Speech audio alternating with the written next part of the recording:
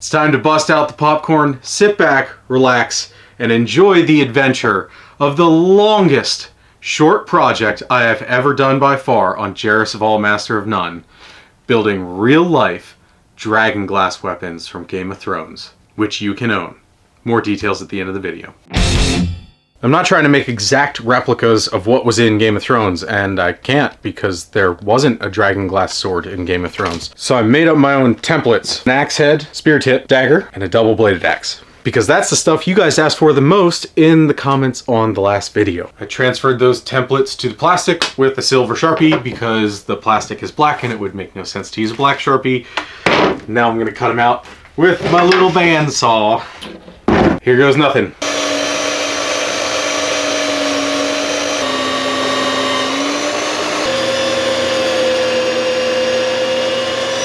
So while I was cutting some of this stuff out, I got some blades that were the right size, just in case the ones that I welded didn't make it through it. And they didn't, they broke.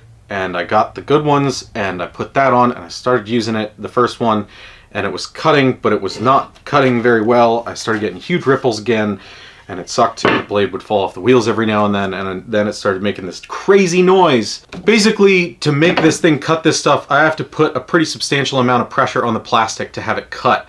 And this is not used to that type of load. It's probably not built for it.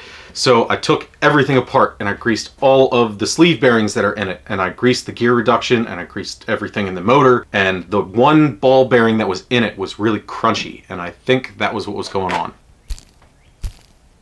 This bearing went over the output shaft from the gear reduction, and it was what went on the main drive wheel. And the super loud noise that it was making was accompanied by the blade slowing down to about half of the normal speed, and I replaced this bearing, which was half the cost of the bandsaw.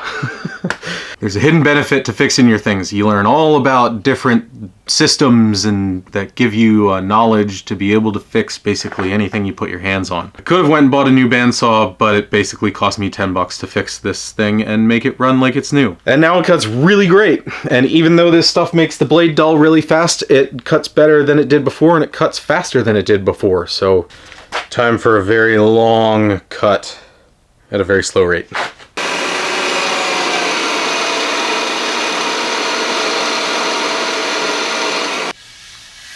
Because of the differing levels of the glass fiber reinforcement inside of this block, it tends to try to make the blade go different directions as you're cutting. Constantly have to reset and change the angle. You can see some of the weirdness that goes on inside the material. Stuff is really difficult to cut. There's an example of the unevenness. You can see that there isn't dye or fiber or whatever in that corner. Still polycarbonate. Probably not going to matter. You can see the teeth on this blade take a real beating. It's from all the glass fiber inside the plastic. I could sharpen them or throw a new blade on, but it gets like this within the first couple of inches that I cut through this plastic. But you need to see what the feed rate is when I cut through this thick stuff anyway, so here we go.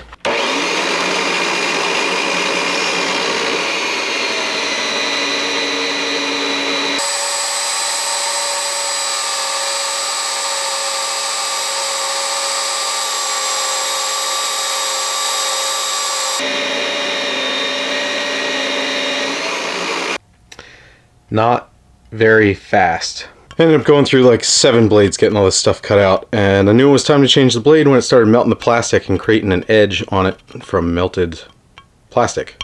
I tried a couple different kinds of drill bits. Normal 2-flute twist drill seems to work by far the best. I got some stuff for wood that's supposed to clear chips really fast and go really deep, and it does not work with this plastic. It ends up creating a clog that melts, and then the drill bit gets stuck. So pro tip, if you find yourself drilling huge pieces of fiber reinforced polycarbonate, use one of these.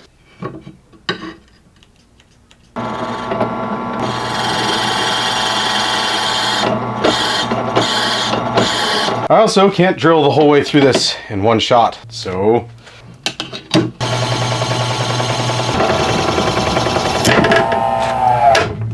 and we're through. Forgot to show you the safe way.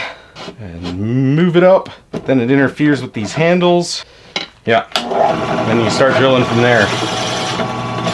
Drilling holes takes a long time. I'm not going to drill holes through the whole part of the handle. Just enough that I can get this in there. I drilled 2 of them real close, so it fits between those 2. Bingo. And with that little piece gone, now I can chisel it out. See how that hole's way off? It's not way off enough for it to matter, I should say, because the axe handle is about 3/4 of an inch across and these holes are only 1/2 inch wide. Get out of here, flies, am I right? There's probably some real efficient way to do this. This is how I'm gonna do it. If I had a mill, but I don't, so. After much test fitting, screwing around, she fits. A little tight. I can refine it with the file. It's pretty good. I've got enough to get the wedge in still. Can't mount it yet though, gotta shape it. The thing with this plastic is it's gonna be a lot easier to shape than metal because it's plastic. Problem is that the plastic is going to melt much easier than metal will. So if I can remove the material faster than it heats up, it won't be a problem. But if it gets too hot and it starts to form little balls of melted plastic, it's gonna be a pain. But polycarbonate is a really good thermal insulator, so this might not get hot enough that it melts before the material gets removed.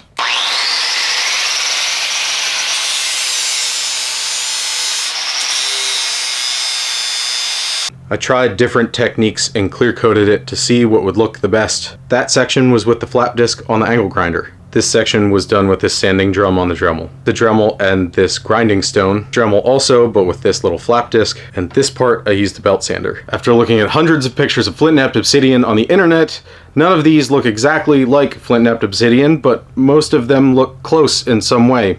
So I think a combination of all of them is what's going to give me the best look. And I'm pretty sure no matter what, they're going to look better than the weapons that they actually used in the TV series Game of Thrones.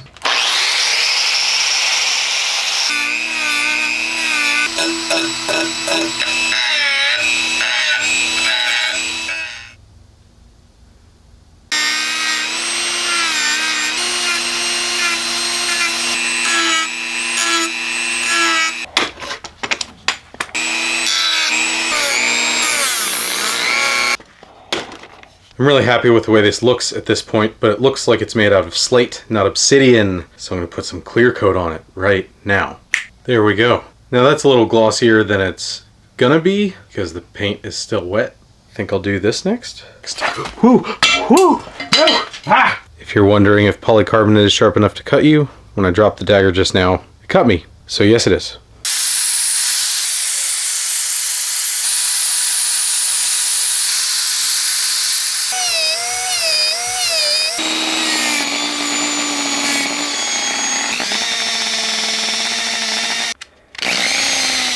I think my Dremel's dying.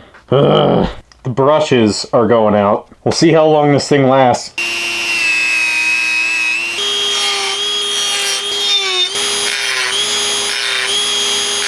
I have some scrap leather laying around. I just got it wet, pulled it real tight so that it took the form of the finger things. Once that dries, I'll unwrap it, paint it, put that on, and this one will be done. And I like the way that looks. It'll contrast nicely with the glossy black once that's painted.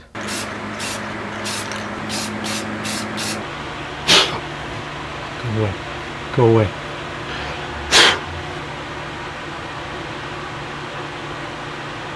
Two down.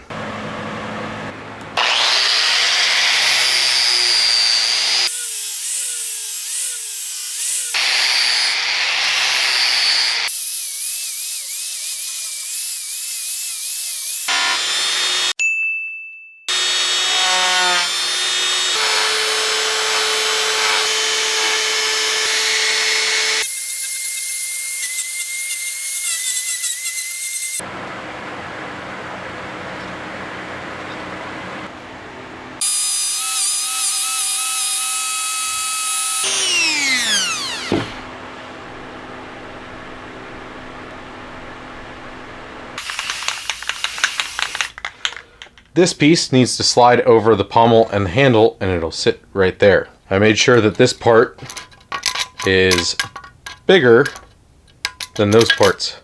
I need to take this out very carefully to the right size so that it fits snugly on that, and then I can glue it in place with polycarbonate glue.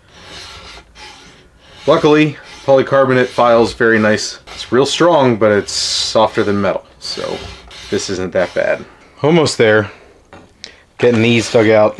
I was going to use this round rat tail file to put radiuses on the corners so that this piece was stronger, but I mean, in all reality, this is a display piece. I mean, I'm going to test it, but it's a display piece because I'm selling these on eBay and somebody's probably going to hang it up on their wall. They're probably not going to take it out in their yard and cut up watermelons with it. And since I have a tendency to make these projects far more complicated than they need to be, I decided that I would make this process faster and just square off the corners. That way I can put it on and glue it in place without having to try to match this radius that I put on here to the radius that I put on the sword. This isn't some Alex Steel heirloom. This is a Jairus Of All Dragon Glass sword. This guard isn't going to be taking impacts. I mean, a Alex Steel sword probably is never going to take an impact either, but you understand my point. Fits over the pommel now. Let's see if it fits on the rest. Oh, that's tight. I don't want to force it. Yes! I don't want to break this. I also don't want to get it on so tight that I can't get it off. Well, I gotta clean up the shoulders on this so that it fits the whole way down on, but that is the blind squirrel getting the nut right there. That fitment is just, I'm super happy with that. It's coming together.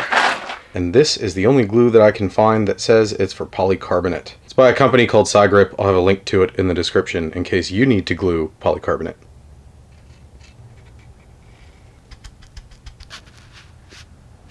Originally my plan was to leave this off and shape the guard separately and then glue it on, but I like the way the dagger turned out and I think it would look cool if it looks like the entire sword is completely made out of obsidian, so I need to have it together to shape it because then it'll look like this is one piece with that. Now that I've practiced on all the other pieces, I can do really well on this. It's not the first sword made out of plastic, but it's the first, as far as I know, really functional sword made out of plastic. Anyway, I'm going to start by using the belt sander to get the edges down. I used the angle grinder before because the edges were really small. With these edges being so long, I need to be careful to make them even. Also, I'm going to try to do a taper. Distal taper, I think it's called.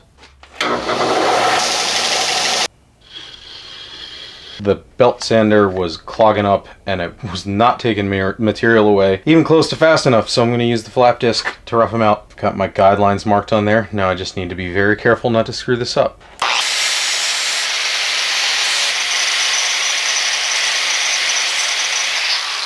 It's good to have that done. The old Dremel isn't doing too hot, so instead of trying to carve out the whole fuller, I'm going to try to take some of the material out with the grinder.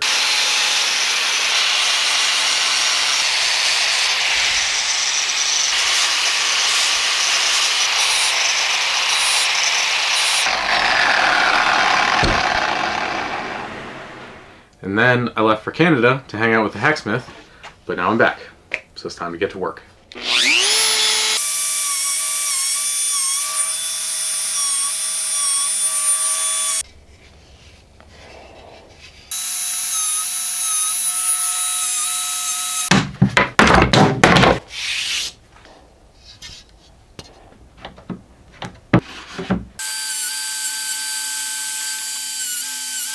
You may have noticed earlier in the video I was using a die grinder. This thing works great for making shapes like obsidian, and I got it at a thrift store, and it was paid for by my patrons, whose names are not on the table yet because I realized after I said I would put the names on the table that I didn't ask them what version of the name they wanted to put on the table.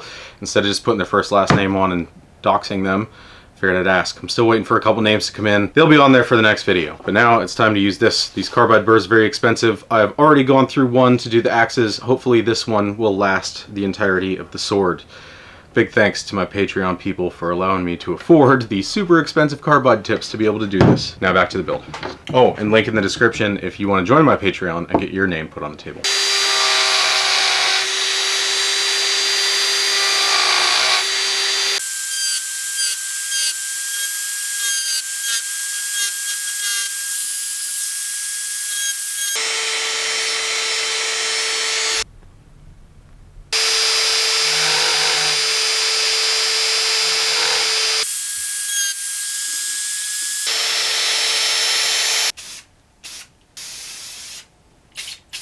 See, it's funny, you do stuff like that, and the immense amount of work that it took, all of a sudden, seems like it was kind of worth it, because it's such a huge payoff. It's impossible for you to tell how long this took, because I edited it down into little tiny bits, but it took me 9 hours just to grind the edge. So now it's got clear coat, It's time for me to go to bed. It's been a long day. I'm gonna chuck this up in the vise, go to sleep. See you tomorrow. The paint's all dry, and this thing looks fantastic. Can you see how cool that looks? I had no idea what I was gonna wrap this handle with, so I asked my followers on Instagram, and I got some really great ideas. And some really weird ones. The one that stuck out the most as the coolest idea was red dragon scales. And I figured that would be super easy because I had white alligator vinyl. And I figured I'd just take a red Sharpie and color it in. Guess what? That didn't work. When I colored it in, I could just wipe the Sharpie right off of it, and then it looked like that, which was terrible. But this was such a great idea, I couldn't give up that easy because it would be really cool if I had red dragon scale handle on a dragon glass sword. So I tried Rit dye because on the internet it said, you can dye vinyl with red Rit dye, and it did not work at all. I tried treating it with acetone and all kinds of different solvents before I dyed it to see if that would make a difference. Nothing worked. So then I went to a whole bunch of different stores, like a dozen of them. Closest I could find was brown, and I was about to give up and try to figure out something different, and then one of my friends said, did you try heat setting the Sharpie after you put it on? Well, I had let it dry for like a full day and that didn't make a difference, but I tried it real quick. I just threw some Sharpie on and then I hit it with a lighter to see if that would make a difference, and lo and behold. After wasting all sorts of time, if you Sharpie this stuff and then get it hot, it sets it and it just doesn't come off then. But it's pretty bright red, so I tried the red on the brown, and man, does that look awesome. So I just heat set this whole thing with a heat gun, and now I've got red dragon scales. And one of my friends, Bill Duran from Punished Props, and I remembered him covering stuff with masking tape to get a pattern. So I covered the whole handle with masking tape, cut it down the seams on the sides, peeled it off, and made templates. Thanks, Bill, because I had no idea how I was going to cover it with this, because when I cut a strip and did it, it looked terrible. Now I have my patterns, and I just need to sew this on. It's not the skin of my enemies, but I think this looks cooler, and I won't go to prison. Other people suggested doing a wire wrap, so I'm gonna do this in conjunction with the red dragon scales on the top and bottom to hide the nasty seams. Time to sew by hand. I got needles, I got thread. Don't know how to do this. I might be able to just sew one side of it and then sew the other side together on the sword.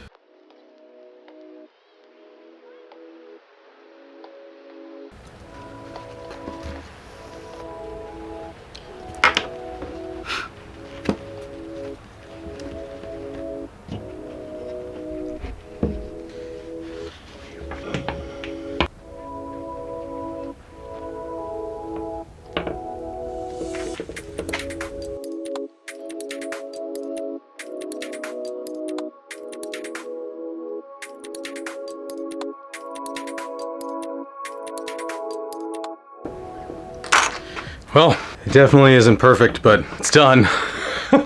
That was far harder than I thought it was going to be. Just don't look at the stitch parts, and it looks awesome. Time for the wire.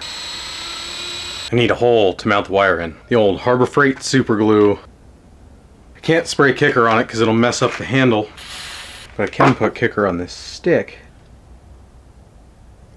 I added a little bit of a putty epoxy to make the transition smoother from the handle wrap onto the sword. I tested it, and the step on the vinyl was making it look real garbage. Here we go.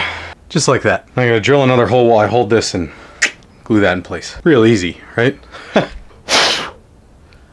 It's done. I could not be happier with it, especially for my first time hand sewing a wrap onto a handle. And wire wrapping also. Thanks to all my Instagram people for the suggestions, because I love this. But there's one thing I forgot to do before all the weapons are finished, so I can test them. I still need to mount this axe head on its handle, but I need to finish the handle first. I've got it all sanded down. Oh, come on. It was easy to go in.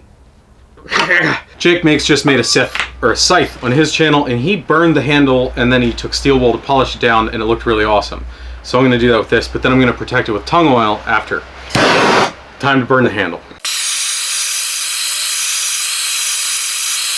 This is so much faster than the sword handle.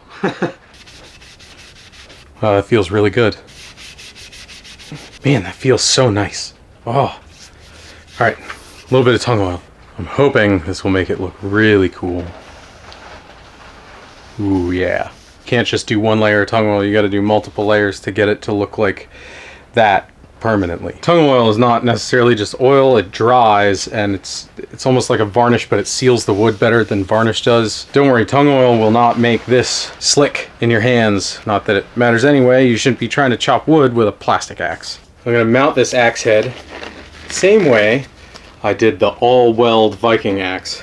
This is epoxy putty. I'm gonna mix this together, and this is gonna glue the bottom of it, and then I'm gonna put epoxy in from the top, and I'm gonna put the wedge in, and it'll be stuck really well. I know it'll be stuck really well because that Viking axe that I did, I've been chopping wood with it ever since I made it. It works really well.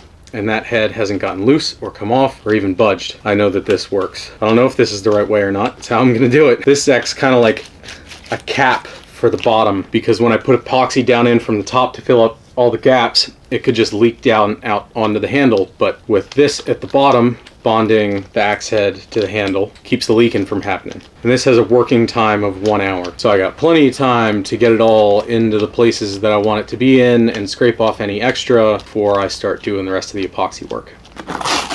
Pro tip, change gloves when you're mixing putty epoxy, that way you don't get unmixed stuff on the putty epoxy that's almost the whole way mixed. It's kind of like mixing your liquid epoxy and then pouring it into a new container so that you don't have unmixed stuff on the sides interfering with it. Oh, once your hands get sweaty, it's difficult to change gloves.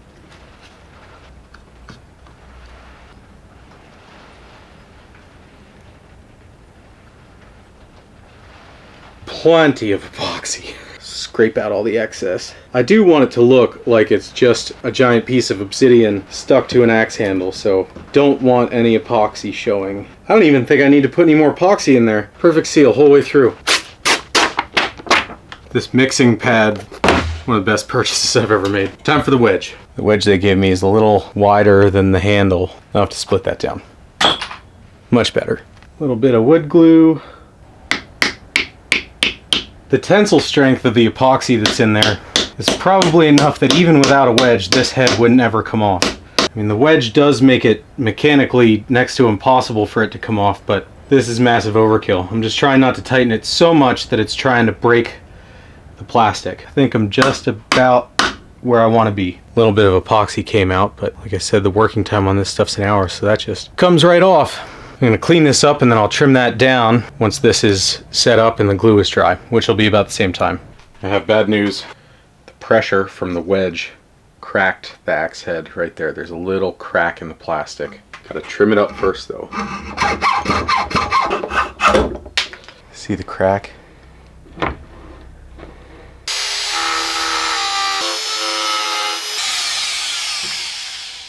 Now that all of these are done, sword, 2 axes, a dagger, and a spearhead, it's time to test them. But this video is already too long, so the video for that will be out next week, right before the auctions end, because these are all going to be for sale on eBay, and I'm going to show you what all of them look like finished, but first I need to test them to see if they break. That way you know what you're getting when you bid on these on eBay. I'll be right back. I'm happy to report that the test went swimmingly. Everything looks basically identical to the way it did before I tested it, which is pleasantly surprising. Honestly, surprising. It's really strange to have a sword made out of plastic and do what I did with it, and a dagger and a spearhead and an axe and another axe made of plastic, and they lasted through what I did to them. It's awesome.